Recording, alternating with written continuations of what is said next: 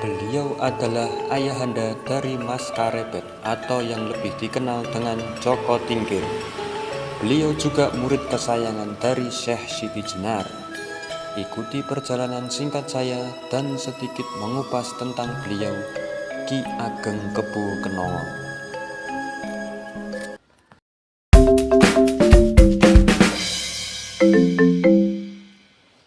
Assalamualaikum, selamat datang di channel saya, channel yang sedikit mengupas tentang sejarah.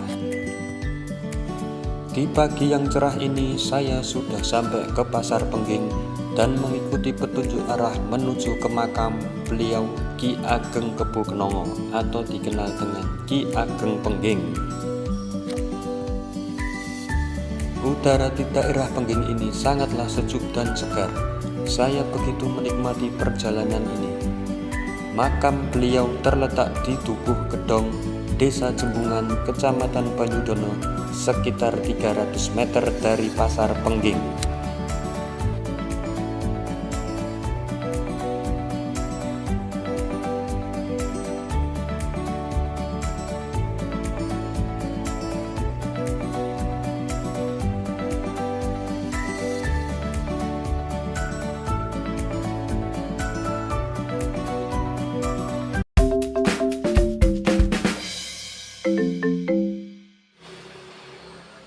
Saya sudah sampai ke makam beliau. Seperti biasa, sebelum masuk area makam, uluk salam dulu, permisi, kula nuwun, izin mau masuk, serta berdoa untuk beliau-beliau dan semua yang dimakamkan di sini. Sampai di sini, aura wibawa beliau sangatlah kuat sekali. Konon dulu di sini adalah tempat padepokan beliau menimba ilmu agama beserta para pengikutnya.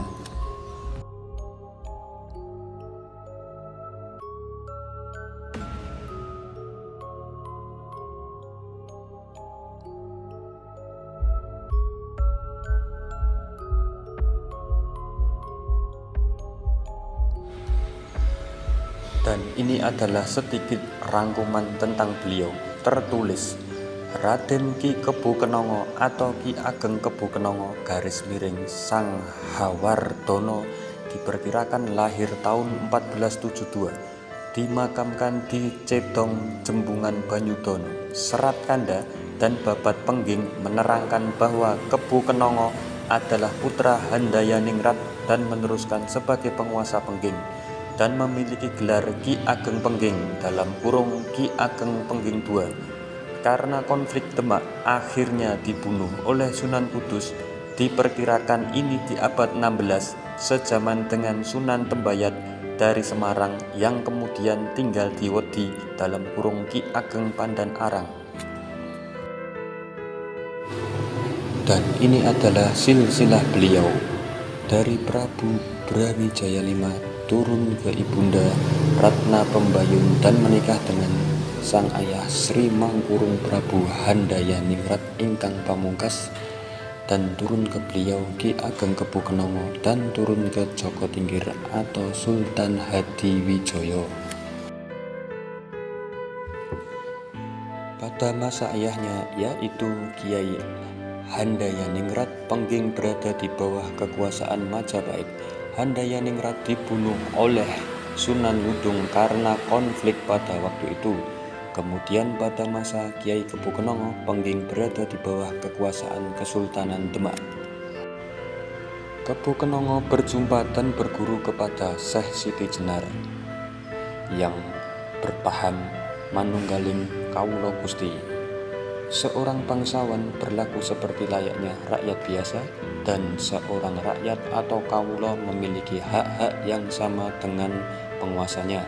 Konsep yang seperti ini dikenalkan oleh Syekh Siti Jenar dan diberlakukan oleh Kiai Kebu Kenongo sebagai pimpinan atau penguasa Pengging pada waktu itu. Dalam Babat Tanah Jawi disebutkan Kiai Kebu Kenongo mendirikan kerajaan Pengging.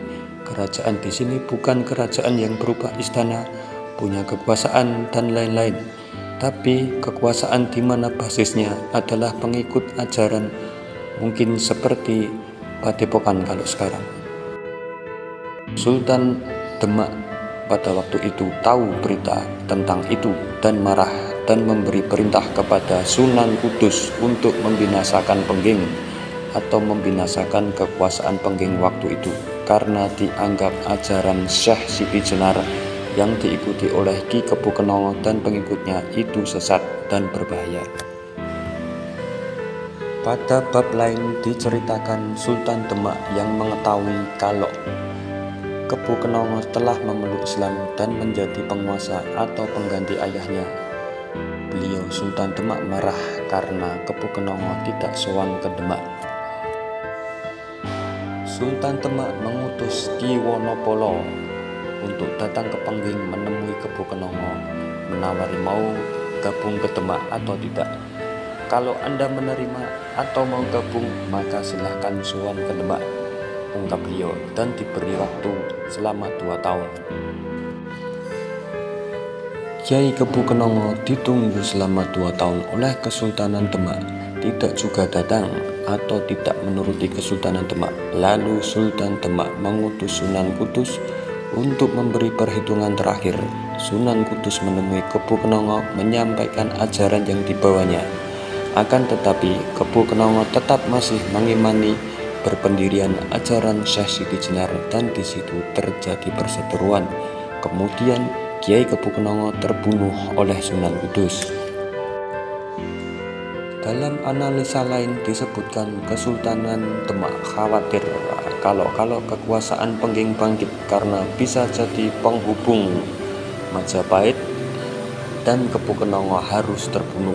Memang gejolak politik di zaman itu sangatlah kuat sekali, sehingga secara langsung atau secara tidak langsung Ki Kebu Kenongo harus terbawa-bawa dan terbunuh.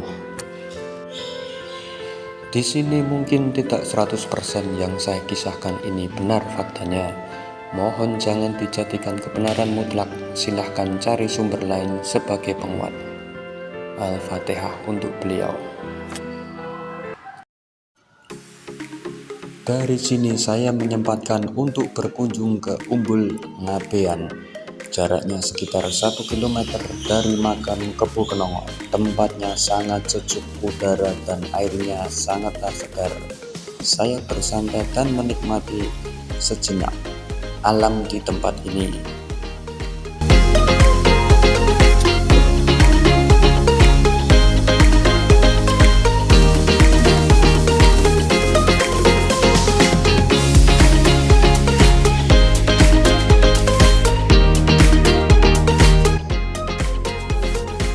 Oke, saya melanjutkan perjalanan pulang. Terima kasih sudah menonton video ini.